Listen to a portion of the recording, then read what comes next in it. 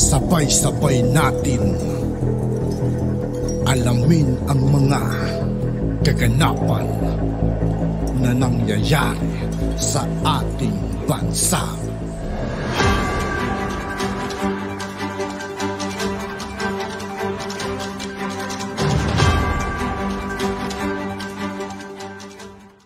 Yo, what's up mga kaibigan? This is I2K po again. Ngayon nandito ulit tayo sa channel ni Kapatid Avenage. Dito ulit tayo magbibigay ng komento at reaksyon, kaya samahan nyo guys. Pero bago ang lahat ng yan, sa lahat ng hindi pa nakasubscribe mga kaibigan kay Kapatid Avenage, mag-subscribe na po tayo at huwag nyo rin pong kalimutan mag-subscribe dito sa aking channel.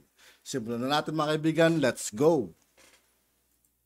How did you pay your taxes? How do you value your oath as a Filipino? Ito po ang kailangan, Mr. Lopez.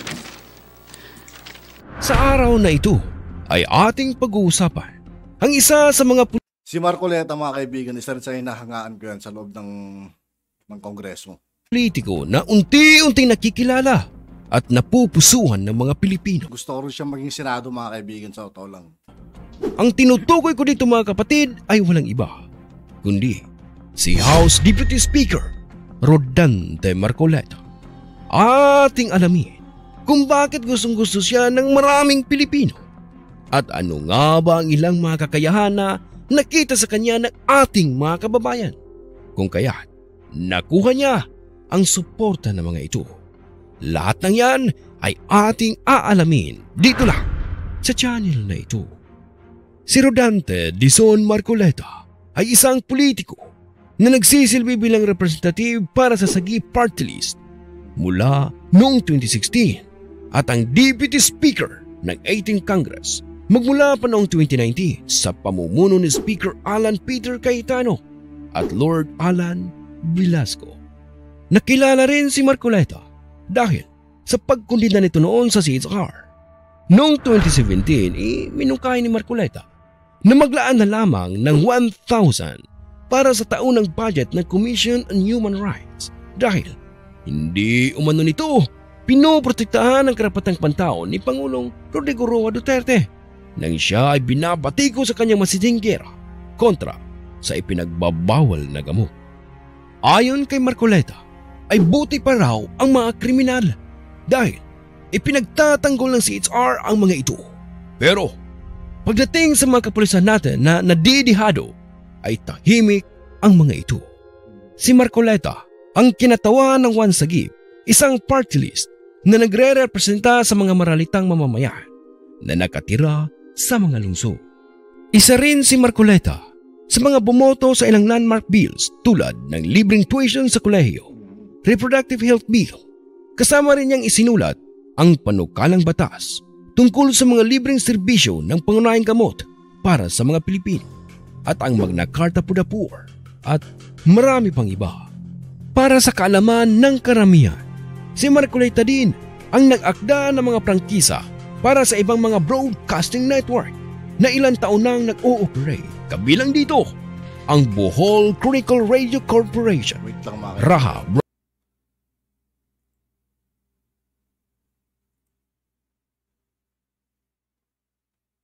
Broadcasting Network at TV5. Si Marcoleta rin ang principal author ng prangkisa ng GMA Network. Ang katapangang hinangaan ng maraming mga Pilipino. Sana nga mga kaibigan sa susunod na eleksyon makaupo na to bilang senado.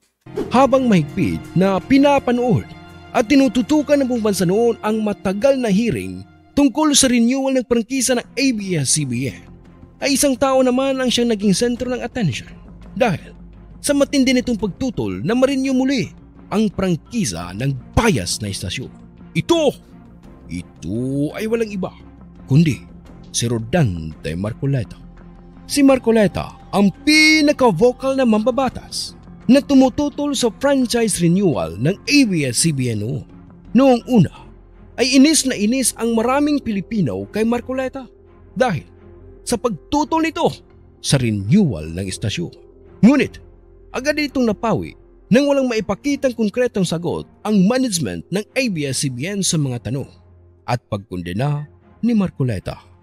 Dahil dito ay unti-unting nabuksan ang isipan ng maraming mga Pilipino at napagtanto na dapat lang talaga na maipasara ang istasyong ito. Salamat sa matalinong pagkondena at pag-question dito ni Marcoleta. Sa kabuuan ng mga pagdinig, kinuwestiyon niya ang iba't ibang issue ng ABS-CBN, kabilang ang citizenship ni Eugenio Gabil Lopez III, ang ownership ng network, ang 50 taong operasyon ng ABS-CBN na di umano ay labag sa konstitusyon, at ang legalidad ng muling pagkuha ng pamilya Lopez sa ABS-CBN noong 1986 matapos itong ipasara noon sa kanila ni dating Pangulong Ferdinand Marcos noong panahon ng martial law. Sa makatuwid ay nasabon ng gusto ang ABS-CBN sa mga ginawang pagkwestiyon sa kanila ni Marcoleta, at nakatulong ito ng malaki upang maipasa ang desisyon na huwag payagang makapag-renew ng prangkisa ang ABS-CBN. Bukod sa pagpabor nito noon na i-deny ang renewal franchise ng ABS-CBN na hinangaan ng maraming mga Pilipino, ay hinangaan din naman siyang muli sa ginawa niyang pagkondena sa mga senador na naninira sa ating Pangulo at sa gobyerno nito. Noong nakaraan sa ginawang delivery speech ng Sagip Party List na si Congressman Rodante Marcoleta, ay makikita na nakuha niya ang interes ng maraming mga Pilipino pagkatapos ng diretsaan niyang pagkondena at pagbatiko sa ilang mga senador na walang ibang ginawa kundi humanap ng butas sa ating gobyerno na kanilang masisilip upang masira ang imahe nito sa paningin ng mamamayang Pilipino. At ang isa sa mga ginagawang tulay ng mga senador na ito ay ang imbestigahan ang tungkol sa koneksyon ng gobyerno at ng Pharmaly. Dahil dito ay hindi na nakatiis si Marcoleta at nagsalita na dahil puro kasinungalingan at chismis lang naman daw ang pinagsasabi ng mga senador na ito na tutol sa pamamalakad ni Pangulong Duterte. Ayon kay Marcoleta ay walang ibang ginawa ang mga ito kundi pamamahiya, pananakot at panghaharas. Yan ang ginagawa ng mga senador sa mga iniimbitahan nila mga witness o resource persons sa mga Senate hearing. Matapang at walang dalawang isip na pinagalitan ni Congressman Marcoleta ang lahat ng politiko na sangkot sa paninira ng pamahalaan. Gayon din ang mga aspirant senators na kaya lamang daw tumakbo ay dahil sa kagustuhang maibalik ang higanting network at bias na istasyon na ABS-CBN. Maaalala noon na nalagay sa matinding kahihiyan ang istasyon na ito, buhat na rin dahil sa mga anomalyang pinaggagawa ng kanilang management sa loob ng maraming taon. At solidong nilinaw naman ito ni Marcoleta na hindi sila ang nagpasara sa istasyong ito, kundi ang patong-patong ng mga ebidensya na siya nagpapatunay na mayroong paglabag sa ating batas ang ABS-CBN. Sa kanyang speech ay walang humpay niyang dinadagdagan ang mga senador na kilalang kritiko ngayon ni Pangulong Duterte na ang tanging pakay lamang di umano ng mga senador na ito sa pagdalo sa mga hearing sa Senado ay siraan lang ang pamumuno ni Pangulong Duterte. Ayon pa sa kanya, kung talagang may ebidensya ang mga senador na ito na may anomalya di umano sa pagitan ng gobyerno at ng Pharmaly, ay marapat lang na i-refer nila ang mga ebidensya na ito sa Ombudsman o DOJ dahil ito ang isa sa mga nakasaad sa mga alituntunin ng Senado na dapat daw sana ay sinusunod ng mga senador na ito. Kaya ang tanong ngayon ni Congressman Rodante Marcoleta sa mga senador ay bakit hindi nila ito ginagawa? Dahil sa katapangang pinamalas ni Marcoleta ay unti-unti na siyang nagugustuhan ng mga tao. Ayon sa ibang mga netizens ay nasa kutwiran ang katapangan ni Marcoleta at marubdob na nagpapahayag ang mga ito ng kanilang pagsuporta kay Rodante Marcoleta.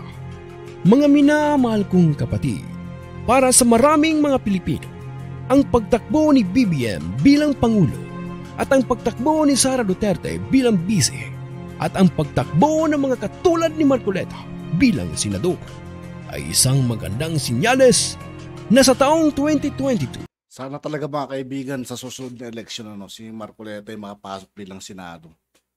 At dito nga po nagtatapos ang ating reaction video mga kaibigan. Maraming salamat sa patuloy na pagsuporta. Muli ako po si I2K ng Sundalo ng Tunggalo at 811. Yeah, peace out.